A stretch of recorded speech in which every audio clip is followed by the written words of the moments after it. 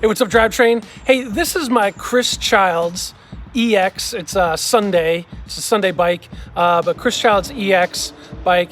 It's a great bike. I did a review on this bike, and you guys never saw it. I never published it. I never put the video together, but I caught some footage when I first picked it up. I picked it up from a guy.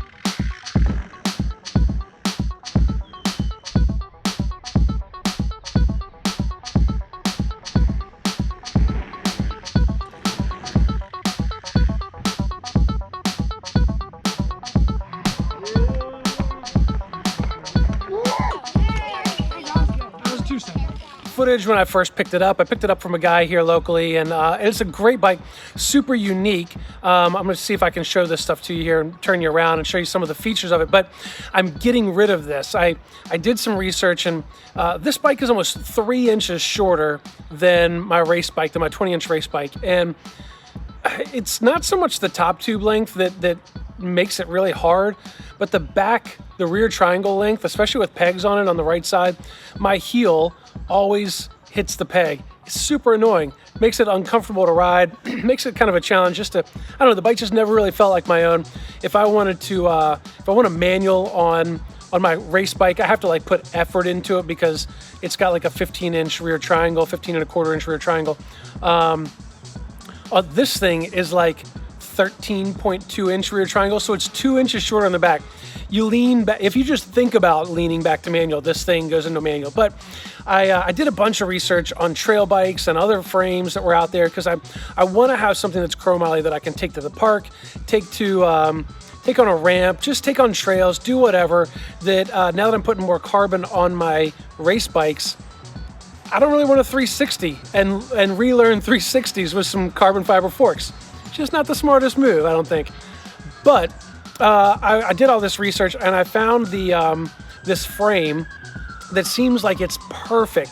Seems like an amazing frame. And I happen to be at the bike shop up at Powers. You know Powers. But I happen to be at Powers and asked Chad, and I said, Chad, what do you know about this frame?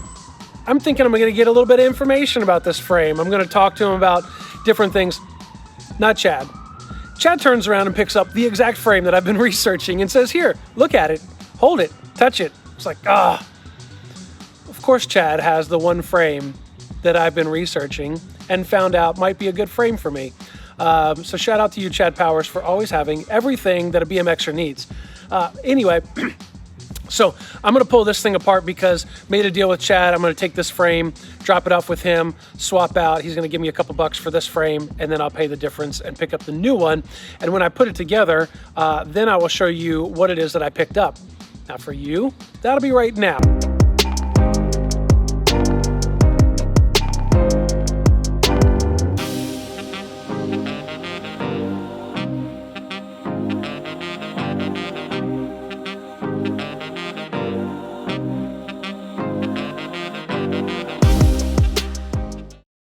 All right, y'all, it's way too sunny to be filming, and I have no voice because of, Richmond sinuses, the pollen, that's how it goes. But this bike is fresh. You can see the dirt on the tires, the dirt on the chain. I was out at the trails yesterday, and I'm going to put some clips after this little expose here. But the back end was the biggest thing. So this rear triangle right now, the way it's set up, is sitting at just at 14.5 inches.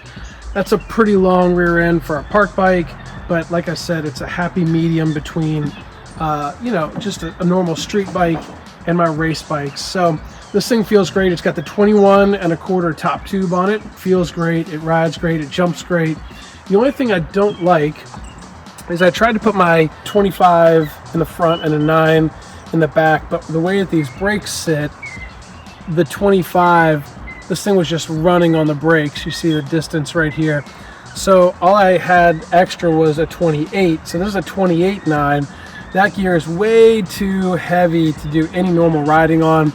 So now I'm looking for a 10-tooth driver in the back, and I'll just run the 28.10, which should be a pretty acceptable gear. But the paint on this thing, let me see if I can get some of that. The paint has this like blue, green, and kind of metallic flake in it, and it just looks amazing in the sunshine. It's kind of like a matte gray, but that sparkle in there is just great. It makes me want to come up and actually pull these forks off and do some paint on the forks and paint on the bars. But you know, the bike's meant to be ridden. That's what I'm doing. All right, so thanks for checking this video out. The clips are coming next, but hey, hit the like button and the subscribe button. Let me know what you think about this S&M. Let me know in the comments down below. We will catch you guys at the trails, on bikes, with smiles on our face, because riding BMX is awesome. That's it. Peace.